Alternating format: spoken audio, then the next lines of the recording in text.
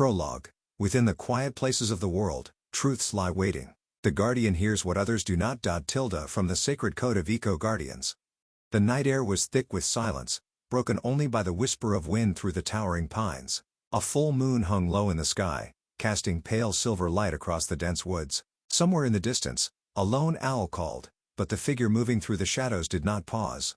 The man walked with purpose, though the weight of the journey seemed etched into the lines of his face. His footsteps, though quiet, left imprints in the soft earth, trailing him like echoes of an untold story. And beside him, padding silently through the underbrush, was a wolf, its gray fur blending into the forest like a ghost. The wolf's amber eyes glowed in the moonlight, steady and wise, as if it understood more than mere instinct could explain. It guided the man deeper into the woods, toward a place only the two of them knew. Finally, they came to a stop.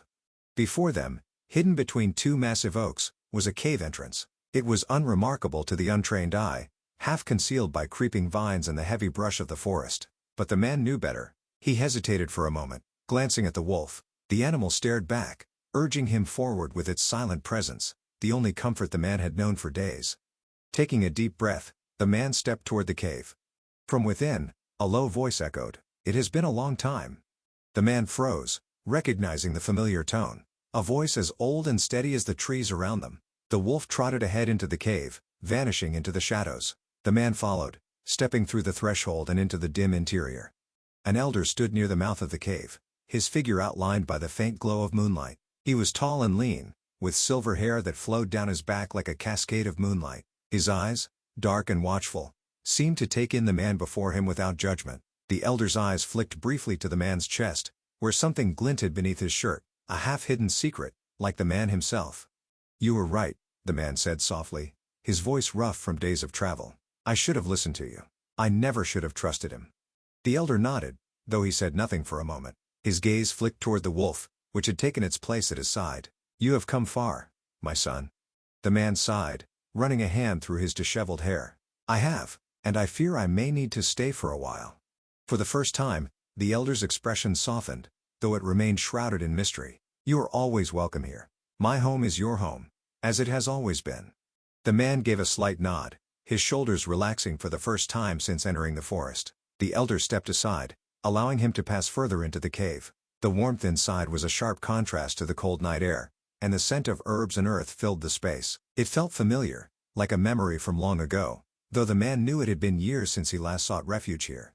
"I thought I could change things," the man muttered as he sat down on a low stone bench near the fire. His eyes reflected the flickering flames. "I thought I could fix it." The elder moved quietly, placing a hand on the man's shoulder, firm but gentle. "There are some forces in this world you cannot control, no matter how much you wish it." The man bowed his head, silent for a moment. "I should have known better. You warned me, but I—" His voice trailed off, and he shook his head, unable to finish the thought. The wolf lay down near the fire, watching the exchange with calm, ancient eyes. The elder glanced at the animal, then back to the man. "You have made your choices. Now you must find a way forward." The man looked up, his eyes meeting the elder's. "And what if there is no way forward?" "There is always a way," the elder said, his voice steady. "But sometimes, it is not the path we expect." The man nodded slowly, the weight of his decisions heavy on his shoulders. He had trusted the wrong person. He had believed in someone, who had only sought to manipulate the world for their own ends. And now, he was paying the price. But here, in the shelter of the cave, with the wolf and the elder by his side, he felt a small flicker of hope, faint though it was. "I'll stay," he said quietly, "at least until I figure out my next step." The elder stepped back, his eyes flickering with something like understanding. "You will know when the time is right." With that, he moved deeper into the cave, leaving the man alone by the fire. The wolf shifted slightly but did not leave its post, its gaze unwavering. The man leaned back, staring into the flames, letting the warmth seep into his bones. He was safe, for now, but he knew this was only the beginning. The road ahead was uncertain, and the shadow of his past mistakes loomed large, but in this moment, at least, he had found refuge. For the first time in days, he allowed himself to close his eyes. Twilight pursuit. Act swiftly and decisively. In the shadows, nature's defenders must be vigilant. From the sacred code of eco-guardians. The twilight air was heavy with the scent of damp earth and pine as Tess raced through the elder tree woods, her reddish blonde hair streaming behind her like a banner of flames. Each breath she took was laced with the forest's essence, the sweet decay of fallen leaves, the sappiness of conifers, and something else, something ancient. Hiccup! Hiccup! Tess's voice was a desperate scream, her emerald green eyes scanning the shadows between the trees. She was slight for her 17 years, but there was a ferocity in her movements that belied her delicate features. Somewhere an owl hooted, its call echoing through the trees, as if carrying her plea into the heart of the forest. The towering trees swayed above her, their branches brushing together with sounds like soft whispers, as if the woods themselves were communicating in a language long forgotten. Hiccup, her ever-loyal companion, had disappeared. Again, his golden coat and boundless energy had been constants in her life for years. The thought of losing him was unbearable. And yet, he always seemed to run off at the worst times. This time, just as she was preparing to return to her pre-vet studies at FarmGen University. Surely, he wasn't afraid she'd leave him behind. She would never do that. The forest tonight felt alive, not just with the usual stirrings of wildlife, but with something more, something unseen. Ghostly wisps of fog swirled between the trees, and the air tingled on her skin. Tess's heart pounded, not just from her frantic run, but from a strange energy enveloping her. Suddenly, a blinding light enveloped her. An unseen force lifted her and threw her backward, causing her to yelp. She reached out, her fingers grazing the rough bark of an ancient oak. The world spun as darkness briefly claimed her vision. When she regained consciousness, the first thing she saw was a pair of warm, brown eyes and the feel of a wet nose against her cheek. Hiccup gazed down at her with a look of curiosity on his face, his familiar golden coat glistening, his body a comforting presence next to hers.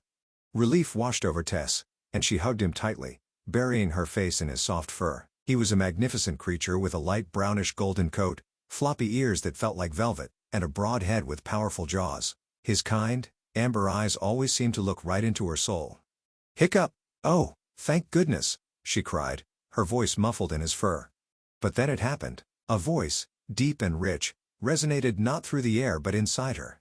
You have found me, and now it is time to find our true selves and to fulfill our purpose.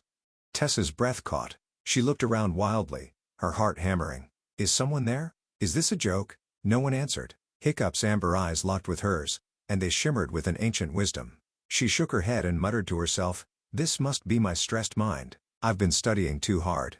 "Was that you?" she whispered, her logical, scientific mind grappling with what had just happened. "I don't understand. This can't be happening." "I need a new name," the voice spoke again, this time with a hint of urgency behind it. "I ran away to the woods because Hiccup is a silly name and no longer reflects who I am." Tess blinked, overwhelmed. This can't be real. Dogs can't talk. But the connection between them grew stronger. Tess could feel not just the presence of her beloved dog, but something more, an ancient bond that stretched far deeper than she had ever known. Tears welled up in her eyes, not from fear, but from something more profound that she didn't yet understand. "So, you've been running away because you don't like your name?" The dog nodded. Tess decided to play along to see where this went. After all, she was a scientist. Well, a scientist in training, and scientists often conducted experiments. And some of them went mad in the process, she thought with a wry smile. "But I named you that because you often hiccuped after eating." "That was when I was a puppy," came the reply. "It is no longer who I am." Tess nodded slowly, her heart beginning to race. "Okay, let me think. What would be a more befitting name for you, my canine friend?" The dog sat down next to her and waited patiently, his amber eyes never leaving hers. Suddenly, she had it. She recalled a story her father had once told her about the ancient Greek hero Ulysses and his faithful dog, Argos. When Ulysses returned home after 20 years of wandering, nobody recognized him, except his loyal dog. Tess whispered, "How about Argos?" She felt an overwhelming sense of approval, love, and gratitude emanate from her dog. His tail wagged vigorously. He sat up straighter, his posture proud. "Yes, from this day onward, I am Argos, your loyal guardian and companion." The surrounding fog lifted as if acknowledging the ancient name, and a breeze rustled through the leaves like a soft applause. Elder Tree Woods, which had stood for millennia, seemed to recognize one of its own.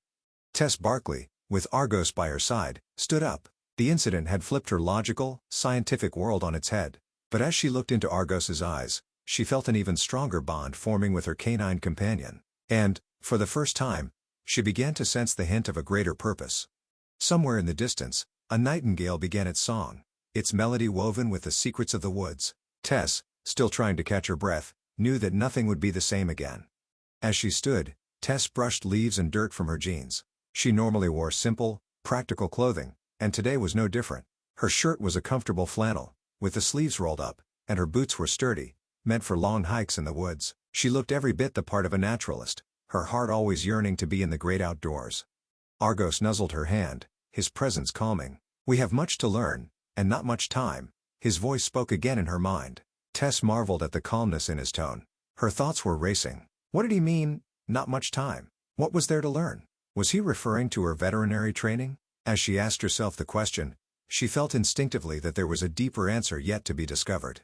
As they approached the edge of Eldertree Woods, she could see her family home in the distance, its lights twinkling like a beacon. She knew she had to talk to her mother.